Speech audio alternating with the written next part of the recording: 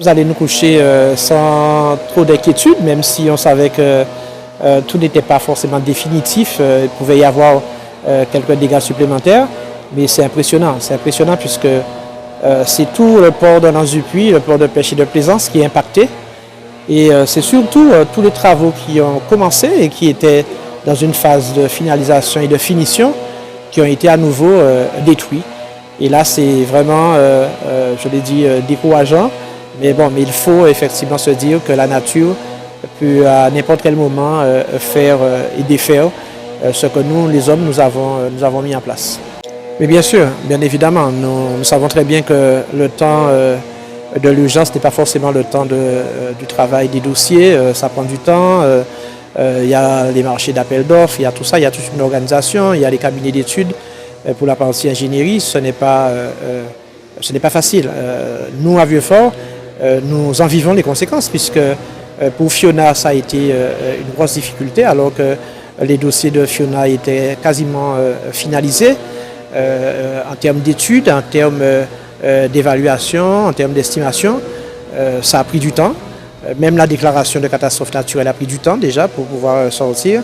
Il a fallu l'intervention des députés, tout ça pour pouvoir accélérer les choses. Eh bien, nous en sommes arrivés à ce que le phénomène Philippe, aggrave la situation et que forcément tout le travail qui a été fait pour Fiona a dû être refait.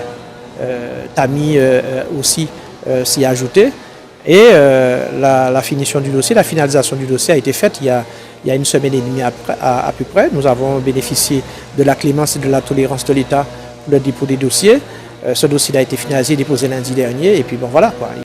Écoutez, sur le Grand Sud Caraïbe, toutes les communes littorales ont été touchées, alors à des degrés plus ou moins divers. Mouillante, effectivement, ce matin, la circulation était très difficile, extrêmement difficile. Avec les services techniques, on a remis la circulation en état. Mais il reste quand même beaucoup de débris le long du littoral. Les bâtiments publics n'ont pas été touchés. Bon, la plage de Malandure a été touchée, le ponton aussi. Mais ça reste maîtrisable. Donc là, aujourd'hui, on est en train d'évaluer le coût des dégâts. De manière à voir si on sollicite, pour qu'on sollicite d'ailleurs l'état de catastrophe agricole auprès de l'État.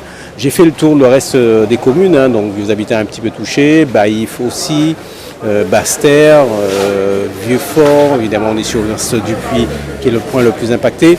Enfin toutes les communes, à l'exception de Terre-de-Haut qui m'a dit, j'ai eu le maire ce matin qui me disait que bon, il n'y a pas eu trop de dégâts. Terre-de-Bas aussi a été fortement impacté, notamment au niveau du port départemental. Donc globalement en fait tout notre territoire a été touché, en tout cas pour toute la partie littorale. Vous savez, lorsqu'on voit ça, on doit se dire que comment la nature peut intervenir, puisque c'est un phénomène qui n'est même pas passé sur la Guadeloupe. C'est les effets purement secondaires. Et lorsqu'on voit ces dégâts, il y a pratiquement 8 bateaux de pêche qui détruits, 2 voiliers. En plus, lorsqu'on voit tous les travaux, les stacades que nous venons de terminer, complètement détruits, nous pose à réfléchir et sur la conception même des choses, mais aussi que chacun puisse avoir en tête que cette notion donc, de zone à risque. En tout cas, il s'agit de port départemental.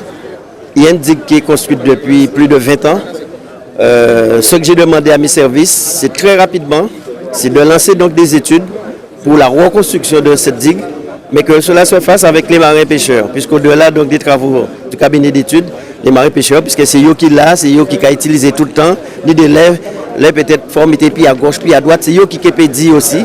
Donc très rapidement, dès le mois de juillet, moi je veux que ces études se fassent pour que nous puissions reconstruire le plus rapidement possible cette digue.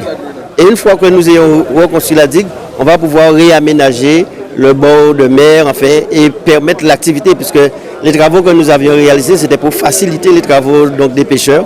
Donc on va pouvoir refaire cela. Mais en tout cas, des dégâts très, très importants. Et avec le secrétaire de la préfecture, ce que nous avons demandé, c'est que les personnes qui ont subi des dégâts, qui puissent faire remonter au niveau de la mairie, et pour qu'on essaie d'obtenir un classement catastrophe naturelle. Mais sinon, l'an dernier, au contraire, on avait pu obtenir très rapidement catastrophe naturelle. Mais il faut dire aussi, les dégâts étaient beaucoup plus visibles. Donc là, c'est pour cela que nous demandons que les déclarations soient faites le plus rapidement possible. Et après, c'est une décision qui ne nous appartient pas, mais dont on ne peut être que le relais.